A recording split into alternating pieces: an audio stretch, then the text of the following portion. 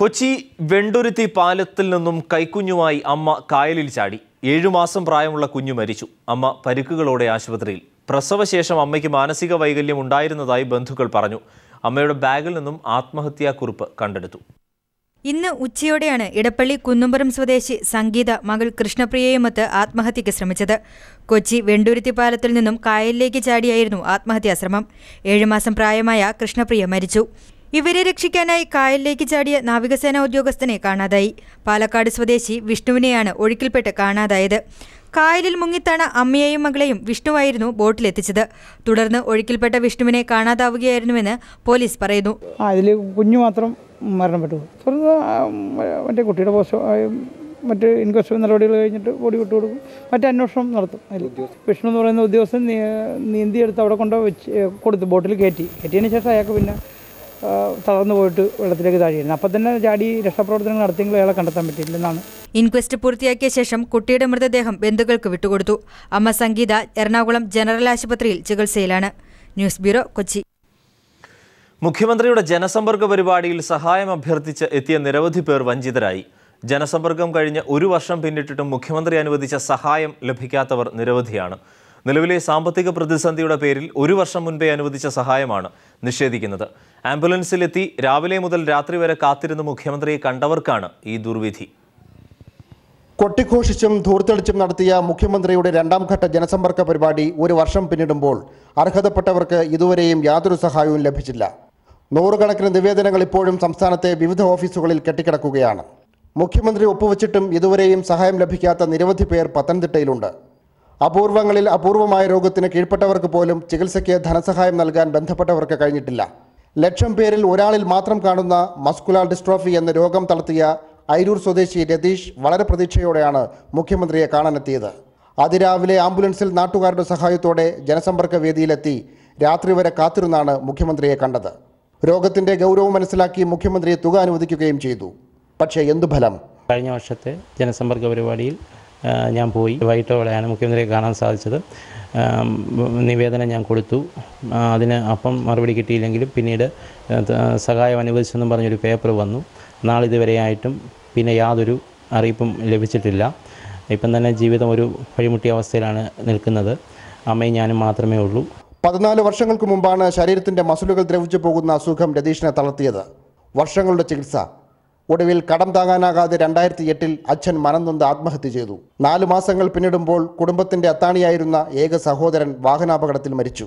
ഇപ്പോഴത്തെ ഏക ആശ്രയം നിത്യരോഗിയായ അമ്മയാണ്. ഭക്ഷണം കഴിക്കാൻ, പല്ല് തേയ്ക്കാൻ, കുളിക്കാൻ, പ്രാഥമിക കൃത്യങ്ങൾക്ക് പോലും അമ്മയുടെ സഹായം വേണം. 1 വർഷം കഴിഞ്ഞിട്ടും സഹായം കിട്ടുമെന്ന പ്രതീക്ഷയിൽ ഓഫീസുകളിൽ നിരന്തരമായി ഈ അമ്മ കയറിയിറങ്ങുകയാണ്. പക്ഷേ സർക്കാരിൻ്റെ ഇപ്പോഴത്തെ സാമ്പത്തിക പ്രതിസന്ധി കാരണം ഒരു രക്ഷയുമില്ലെന്നാണ് അധികൃതരുടെ മറുപടി. മോൻ്റെ ചികിത്സയ്ക്ക് നല്ല സാമ്പത്തികം വേണ്ടിയതാണ്.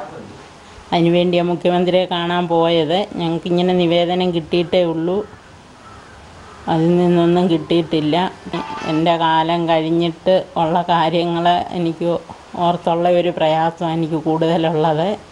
ഇതുപോലെ ജനസമ്പർക്ക പരിപാടിയിൽ പങ്കെടുത്ത് ഇലഭ്യരായവർ നിരവധിയുണ്ട്. മറ്റാനുകൂല്യങ്ങൾ നഷ്ടപ്പെടുമോ എന്ന ഭയത്തിൽ ക്യാമറയ്ക്ക് മുന്നിൽ പ്രതികരിക്കുന്നില്ലെന്ന് മാത്രം.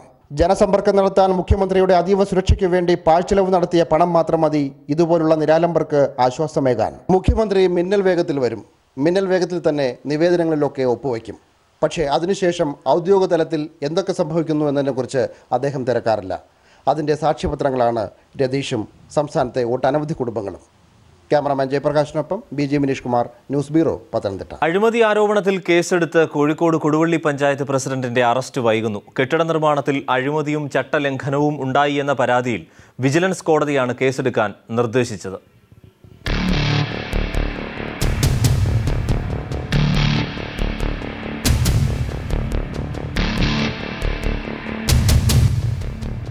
കോഴിക്കോട് കൊടുവള്ളി പഞ്ചായത്തിൽ പഴയ കെട്ടിടം പൊളിച്ചുമാറ്റി ഷോപ്പിംഗ് കോംപ്ലക്സ് നിർമ്മിക്കുന്നതിന്റെ ശിലാസ്ഥാപനവുമായി ബന്ധപ്പെട്ട് അഴിമതിയും ചട്ടലംഘനവും നടന്നതായ പരാതിയിലാണ് പഞ്ചായത്ത് പ്രസിഡന്റ് റസിയ ഇബ്രാഹിമിനെതിരെ പോലീസ് കേസെടുത്തത്. പ്രസിഡന്റിനെ കൂടാതെ 2 പേർക്കെതിരെയും പോലീസ് കേസെടുത്തിരുന്നു. വിജിലൻസിന് നൽകിയ പരാതിയെ തുടർന്ന് കേസെടുക്കാൻ വിജിലൻസ് കോടതി നിർദ്ദേശിക്കുകയായിരുന്നു. എന്നാൽ കേസ് രജിസ്റ്റർ ചെയ്തുവെങ്കിലും സംഭവത്തിൽ അന്വേഷണം എവിടെയും എത്തില്ല. കേസിൽ അറസ്റ്റ് വൈകുകയാണ്. അതേസമയം പഞ്ചായത്ത് പ്രസിഡന്റ് രാജിവെക്കണമെന്നാവശ്യപ്പെട്ടും അറസ്റ്റ് ചെയ്യണമെന്നാവശ്യപ്പെട്ടും ജനകീയ പ്രക്ഷോഭം ശക്തമായിരിക്കുകയാണ്. എന്നാൽ തനിക്കെതിരെയുള്ള ആരോപണങ്ങൾ ഇതുവരെ തെളിയിക്കാനായിട്ടില്ലെന്നും കണ്ടുപിടിച്ചിട്ടില്ലെന്നും പറഞ്ഞ് കഴിഞ്ഞ ദിവസം പ്രസിഡന്റ് വാർത്താസമ്മേളനം വിളിച്ചുകൂട്ടിയിരുന്നു. അതേസമയം കേസിൽ പ്രസിഡന്റിന്റെ മുൻകൂർ ജാമ്യം കോടതി പരിഗണിക്കാനിരിക്കുകയാണ്. News bureau, Kozhikode.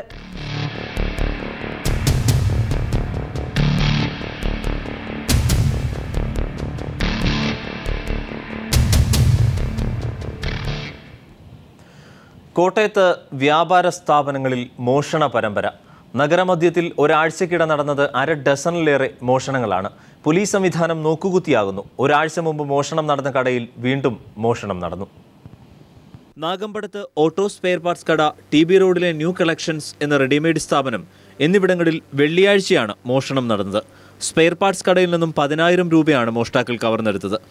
കടയുടെ ഓട് പൊളിച്ചിറങ്ങിയ മോഷ്ടാക്കൾ മേശയുടെ പൂട്ട് തകർത്ത് മോഷണം നടത്തിയ ശേഷം കടയുടെ ഉൾഭാഗം അലങ്കോലമാക്കി. സ്ഥാപനം തുറക്കാനെത്തിയ കടയുടമയാണ് മോഷണ വിവരം പോലീസിനെ അറിയിച്ചത്. കടയടച്ചു പോയിട്ട് ഇന്ന് രാവിലെ വരുമ്പം മുകളിലത്തെ ഷീറ്റ് പൊട്ടിച്ചിട്ട് എന്തോ അകത്ത് കയറിയതായിട്ട് തോന്നി. പെട്ടി തുറന്ന് നോക്കിയപ്പം 1 രൂപ പോലും ഇല്ല. 10,000 രൂപയോളം പെട്ടിക്കകത്തുണ്ടായിരുന്നു. രൂപ മുഴുവൻ പോയി. പിന്നെ നോക്കിയപ്പം ഷീറ്റ് പൊട്ടിച്ചിട്ട് അതിലെ തന്നെ തിരിച്ച് കയറി. അതൊരു വളരെ സാഹസികമായിട്ടുള്ളൊരു കാര്യം പറഞ്ഞാൽ പുറയിലത്തെ വാതിലുണ്ടാകുക അവർ ശ്രദ്ധയിൽപ്പെട്ടിട്ടില്ല. പിന്നെ ഇതിൻ്റെ ഈ ഒരു ഇതൊഴിച്ച് പുറകോട്ട് മാറിയാൽ തട്ടുണ്ട്. അതും അറിയാം അവർക്ക്. ആ തട്ടിൻ്റെ അവിടെ പോകാതെ കൃത്യം ഇത് പൊളിച്ചതിന് കയറുമായിരുന്നു. TB റോഡിൽ പ്രവർത്തിക്കുന്ന റെഡിമെയ്ഡ് സ്ഥാപനമായ ന്യൂ കളക്ഷൻസിൽ 2 ആഴ്ചയ്ക്കുള്ളിൽ രണ്ടാമത്തെ മോഷണമാണ് നടന്നത്. ആദ്യം കവർച്ച നടന്നതിനെക്കുറിച്ച് പോലീസ് അന്വേഷണം ഇഴഞ്ഞു നീങ്ങുമ്പോഴാണ് രണ്ടാമത്തെ മോഷണം. ഓട് പൊളിച്ചിറങ്ങിയ മോഷ്ടാക്കൾ ആയിരക്കണക്കിന് രൂപയുടെ വസ്ത്രങ്ങളാണ് ഇവിടെ നിന്നും കവർന്നത്. നഗരമധ്യത്തിലെ ഈ മോഷണം നഗരവാസികളെയും വ്യാപാരികളെയും ആശങ്കയിലാഴ്ത്തിയിരിക്കുകയാണ്. കടകളിൽ കയറുക എന്നുള്ള, ഒരു കടയിൽ തന്നെ 2 തവണ അടുപ്പിച്ച് കള്ളം കയറുക എന്നുള്ള ചരിത്ര സംഭവമായിട്ടാണ് ഇപ്പോൾ മുമ്പോട്ട് പോയിക്കൊണ്ടിരിക്കുന്നത്. ആദ്യമേ കള്ളം കയറിയത് ഞങ്ങളിവിടെ എല്ലാ ഭരണാധികാരികളെ അറിയിക്കുകയും നമ്മളുടെ എല്ലാ മേലധികാരികളും പോലീസ് ഉൾപ്പെടെയുള്ള എല്ലാ മേലധികാരികളെ അറിയിക്കുകയും ചെയ്തിട്ട് പോലും അതിൻ്റെ മുയൽ നടപടികൾ സ്വീകരിക്കാഞ്ഞതിൻ്റെ ഭാഗമായിട്ടാണ് ഇപ്പം രണ്ടാമതും ആ കടയിൽ തന്നെ കള്ളം കയറിയിരിക്കുന്നത്. വീട്ടിൽ കിടന്നിറങ്ങാൻ പറ്റാത്ത ഒരവസ്ഥയാണ് ഉള്ളത്. ഇൻവെസ്റ്റ് ചെയ്ത് വീട്ടിൽ ചെന്ന് കിടന്നിറങ്ങിയാൽ പിറ്റേ ദിവസം രാവിലെ വരുമ്പോൾ നമ്മുടെ കടകളിലൊന്നുമില്ല. ഒരു കടയിൽ തന്നെ 2 പ്രാവശ്യം ഒരു മാസത്തിനുള്ളിലാണ് കയറിയിരിക്കുന്നത്. TB റോഡിൻ്റെ ഈ ഒരു മാസത്തിനുള്ളിൽ 3-4 ആണ് കയറിയിരിക്കുന്നത്. ബുധനാഴ്ച രാവിലെ സ്റ്റാർ ജംഗ്ഷനിലെ ടയർ കടയിൽ നിന്നും 5000-ലധികം രൂപ മോഷ്ടാക്കൾ മോഷ്ടിച്ചിരുന്നു. ഇതിന്റെ അന്വേഷണം നിലച്ച അവസ്ഥയിലാണ്. KK റോഡിൽ പ്രവർത്തിക്കുന്ന റെഡിമെയ്ഡ് സ്ഥാപനത്തിൽ കഴിഞ്ഞയാഴ്ച മോഷണം നടന്നിരുന്നു. 95,000 രൂപയും വസ്ത്രങ്ങളുമാണ് മോഷണം പോയത്. ഈ കേസിലും പോലീസ് ഇരുട്ടിൽ തപ്പുകയാണ്. രാത്രികാലങ്ങളിലെ പോലീസ് പട്രോളിംഗ് കാര്യക്ഷമമല്ലാത്തതാണ് മോഷ്ടാക്കളുടെ അഴിഞ്ഞാട്ടത്തിന് കാരണമായിട്ടുള്ളത് എന്നാണ് ആക്ഷേപം. പോലീസിന്റെ നിഷ്ക്രിയ സമീപനത്തിനെതിരെ പ്രതിഷേധം വ്യാപകമാണ്. News bureau, Kottayam. RSS മേധാവി മോഹൻ ഭാഗവതിന്റെ പ്രസംഗം ദൂരദർശൻ സംപ്രേഷണം ചെയ്ത സംഭവം വിവാദത്തിലായി. RSS മേധാവിയുടെ പരമ്പരാഗതമായ വിജയദശമി പ്രസംഗമാണ് ദൂരദർശൻ സംപ്രേഷണം ചെയ്തത്. RSS സ്ഥാപക ദിനം കൂടിയായ വിജയദശമി ദിനത്തിൽ RSS സർസംഘചാലക് സ്വയം സേവകരോട് നടത്തുന്ന നയപ്രഖ്യാപന പ്രസംഗമാണ് ദൂരദർശൻ തത്സമയം സംപ്രേഷണം ചെയ്തത്. ഇന്ന് രാവിലെ 7:30 മുതൽ നാഗ്പൂരിൽ നിന്ന് ദൂരദർശൻ മോഹൻ ഭാഗവത്തിൻ്റെ പ്രസംഗം തത്സമയം രാജ്യത്തെ കാണിച്ചു. ദൂരദർശൻ്റെ ഈ നടപടി അസാധാരണമാണ്.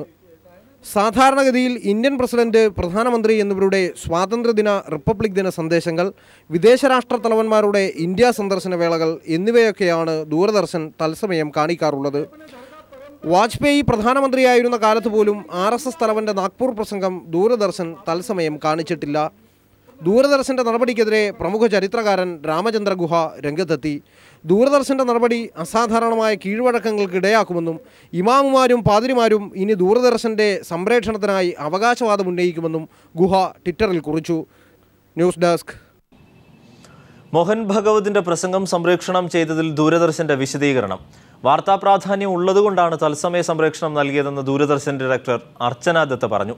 ദൂരദർശന്റെ നടപടിയെ ന്യായീകരിച്ച് പ്രധാനമന്ത്രിയും രംഗത്ത് വന്നു. സാമൂഹ്യ പ്രസക്തിയുള്ളതും ദേശീയ പ്രാധാന്യമുള്ളതുമായ വിഷയങ്ങളാണ് മോഹൻ ഭാഗവത് സംസാരിച്ചത് എന്നാണ് നരേന്ദ്രമോദി അദ്ദേഹത്തെ ന്യായീകരിച്ചത്. ദൂരദർശന്റെ നടപടി അങ്ങേയറ്റം തെറ്റായ നടപടിയാണെന്ന് CPM സംസ്ഥാന സെക്രട്ടറി പിണറായി വിജയൻ അഭിപ്രായപ്പെട്ടു. വർഗീയവൽക്കരണത്തിനുള്ള നടപടിയെന്നാണ് പ്രമുഖ ചരിത്രകാരൻ KN പണിക്കർ പ്രതികരിച്ചത്. RSS മേധാവി മോഹൻ ഭഗവത്തിന്റെ പ്രസംഗം സംപ്രേഷണം ചെയ്തത് വിവാദമായതോടെ ദൂരദർശൻ വിശദീകരണവുമായി രംഗത്തെത്തി. വാർത്താ പ്രാധാന്യമുള്ളതുകൊണ്ടാണ് തത്സമയ സംപ്രേഷണം നൽകിയതെന്ന് ദൂരദർശൻ ഡയറക്ടർ അർച്ചന ദത്ത് പറഞ്ഞു. നടപടിയെ പ്രധാനമന്ത്രിയും ന്യായീകരിച്ചു. പൊതുസ്ഥാപനങ്ങളിൽ നുഴഞ്ഞുകയറാൻ RSS എക്കാലവും ശ്രമിച്ചിട്ടുണ്ടെന്നും അതിപ്പോൾ പരസ്യമായി നടത്തുകയാണെന്നും പിണറായി വിജയൻ പറഞ്ഞു. ഇന്നത്തെ ഗവൺമെൻറ്റിൻ്റെ എല്ലാ നയപരമായ കാര്യങ്ങളും തീരുമാനിക്കുന്നത് RSS ആണ്. പ്രധാനമന്ത്രിയായാലും മറ്റു പ്രധാനപ്പെട്ട മന്ത്രിമാരായാലും അവരെല്ലാം RSS കാര്യാലയത്തിൽ നിന്ന് നയപരമായ കാര്യങ്ങളിൽ ക്ലിയറൻസ് വാങ്ങുന്നവരാണ്. അപ്പോൾ അത്രയും പ്രാധാന്യത്തിൽ RSS നിൽക്കുമ്പോൾ അവർ പ്രധാനമന്ത്രിയുടെ മേലെയാണെന്ന് ധരിച്ചാൽ എന്താ തെറ്റ്? ആ പ്രധാനമന്ത്രിയുടെ മേലെ നിൽക്കുന്നയാൾക്ക് ഇതിനെല്ലാം അവകാശമുണ്ട് എന്ന് അവർ ധരിക്കുകയാണ്. ഇതാണ് RSS നമ്മൾ കാണണം. മോഹൻ ഭഗവത്തിന്റെ പ്രസംഗം ദൂരദർശൻ സംപ്രേഷണം ചെയ്തത് മോഡി സർക്കാരിന്റെ കാവ്യവൽക്കരണത്തിന് ഉദാഹരണമാണെന്നും ഇതിനെതിരെ ജനങ്ങൾ പ്രതിഷേധിക്കണമെന്നും VM സുധീരൻ പറഞ്ഞു. ഇത് വർഗീയവൽക്കരണത്തിനുള്ള ശ്രമമാണെന്നും ചരിത്രകാരൻ KN പണിക്കർ പ്രതികരിച്ചു. ഭാഗവത്ത് പ്രസംഗം നേരിട്ട് ദൂരദർശൻ സംപ്രേഷണം ചെയ്തു എന്നത് എനിക്ക് അത്ഭുതമായി തോന്നുന്നില്ല. BJPയുടെ ഭരണകാലത്ത് എത്രയോ മേഖലകളിൽ അവർ കൈകടത്തുകയുണ്ടായി. അതുകൊണ്ട് ഇന്ന് ഇങ്ങനെ ഉണ്ടാകുമ്പോൾ അത്ഭുതമായി നാം കണക്കാക്കേണ്ട ആവശ്യമില്ല. News desk. കൊലപാതക കേസുകളിൽ UAPA നിയമം കൊണ്ടുവരുന്നത് ന്യായീകരിക്കാനാവില്ലെന്ന് PK കുഞ്ഞാലിക്കുട്ടി. വിചാരണ കൂടാതെ തടവിൽ വയ്ക്കുന്നതിന് ലീഗ് എതിരാണെന്നും കുഞ്ഞാലിക്കുട്ടി കണ്ണൂരിൽ പറഞ്ഞു. UAPAക്ക് ഞങ്ങളെതിരാണ്. വിചാരണ കൂടാതെ തടവിൽ വെക്കുന്ന പരിപാടിക്ക് ഞങ്ങളെതിരാണ്.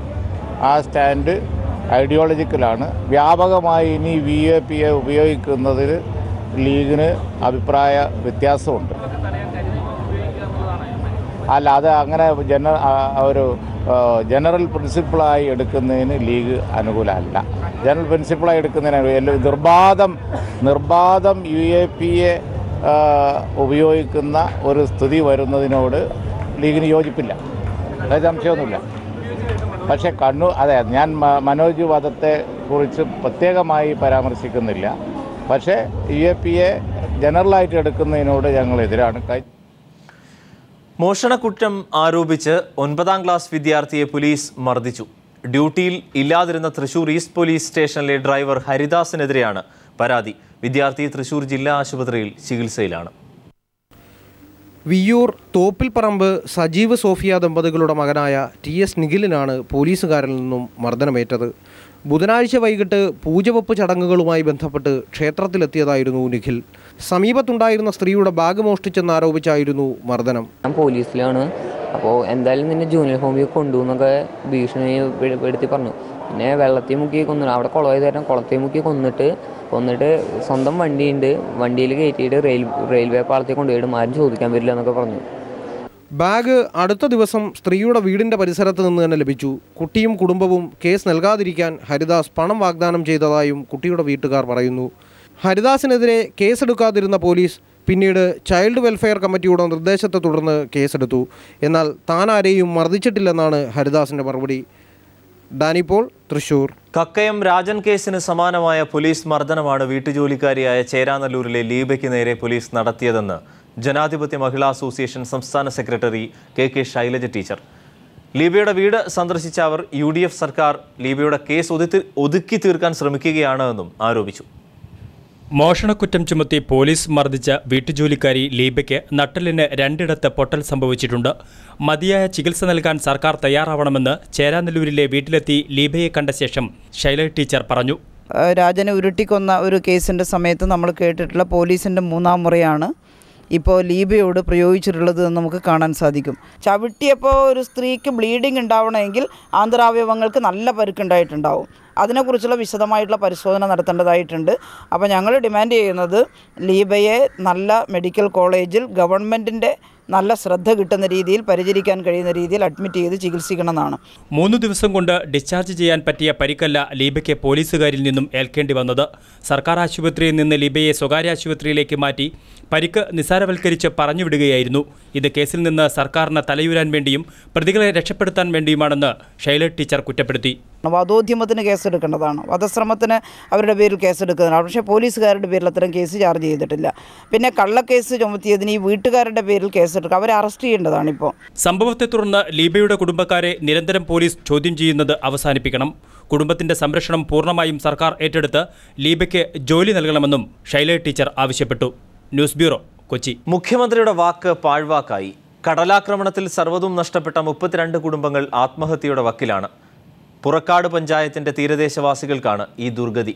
കഴിഞ്ഞ 3 വർഷത്തിലധികമായി പുനരധിവാസം പ്രതീക്ഷിച്ചാണ് ഇവർ പഴയ സ്കൂൾ കെട്ടിടത്തിൽ കഴിയുന്നത്. എന്നാൽ കെട്ടിടത്തിൽ നിന്ന് മാറണമെന്ന ആവശ്യവുമായി സ്കൂൾ അധികാരികൾ രംഗത്ത് വന്നതോടെയാണ് ഇവരുടെ ജീവിതം വഴിമുട്ടിയിരിക്കുന്നത്. കഴിഞ്ഞ 3 വർഷം മുൻപുണ്ടായ കടൽക്ഷോഭത്തിൽ സർവ്വതും നഷ്ടപ്പെട്ട 32 കുടുംബങ്ങളാണ് മുഖ്യമന്ത്രിയുടെ വാക്ക് വിശ്വസിച്ച് ഇപ്പോഴും തെരുവിൽ കഴിയുന്നത്. ഒരാഴ്ചയ്ക്ക് ശേഷം മാറ്റിപ്പാർപ്പിക്കാമെന്ന ഉറപ്പാണ് മുഖ്യമന്ത്രി അടക്കമുള്ള ജനപ്രതിനിധികൾ 2 വർഷം മുൻപ് ഇവർക്ക് നൽകിയത്. പിന്നെ 2 ദിവസത്തെ കാര്യം പറഞ്ഞ് സർക്കാർ ഇവിടെ കൊണ്ടുവന്ന് ഞങ്ങളാക്കിയതാണ്. പിന്നെ 1 മാസം 1.5 മാസം വരെ 1 കിലോ 1/2 കിലോ സാധനം തരുമായിരുന്നു. വലിയ ഓഫീസർ ഒരു കടയിൽ ഏൽപ്പിച്ച് അങ്ങനെ കഴിഞ്ഞുകൊണ്ടിരുന്നു 2 മാസം വരെ. പിന്നെ മുതൽ ഞങ്ങൾ പണിയുണ്ടെങ്കിൽ കഴിയുക, ഇല്ലെങ്കിൽ ഞങ്ങൾ ഇവിടുന്ന് സ്കൂളിൽ നിന്ന് കിട്ടുന്ന ആഹാരം കൊണ്ടാണ് കഴിയുന്നത്. ഇവിടെ കഴിയുന്ന 12-14 വയസ്സുള്ള പെൺകുട്ടികളുടെ മാനം നഷ്ടപ്പെടാതിരിക്കാൻ ഓരോ ദിവസവും ഇവരുടെ അച്ഛനമ്മമാർ കാവലിരിക്കുന്നു. മാത്രമല്ല 6 മാസം മാത്രം പ്രായമുള്ള കൈക്കുഞ്ഞും ഏത് നിമിഷവും ഇടിഞ്ഞു വീഴാറായ ഈ പഴയ കെട്ടിടത്തിലാണ് താമസിക്കുന്നത്. ഇവരുടെ പുനരധിവാസത്തിന് മാത്രമായി 7 തവണയാണ് സ്ഥലം MLA മുഖ്യമന്ത്രിക്ക് കത്ത് നൽകിയത്. 2 തവണ നിയമസഭയിൽ സബ്മിഷനും ഉന്നയിച്ചു. ഈ മാസം 15-ന് ശേഷം ഇവരെ സ്കൂളിൽ നിന്നും ഇറക്കിവിടും. ആത്മഹത്യ മാത്രമാണ് തങ്ങളുടെ മുന്നിൽ ഇനി അവശേഷിക്കുന്നതെന്നാണ് ഇവർ പറയുന്നത്. ഇപ്പം ഇതിന് എന്തെങ്കിലും ഒരു തീരുമാനമായില്ലെങ്കിൽ 3 കുടുംബങ്ങൾ വിഷം കഴിച്ച് ഈ സ്കൂളിൻ്റെ ഭാഗത്ത് കിടക്കുക തന്നെ മിച്ചം. ഞങ്ങൾ തീരെ സഹായിട്ടിട്ടാണ് അപ്പം നിങ്ങളെ വിളിച്ചത്. Shajahan, news bureau, Alappuzha.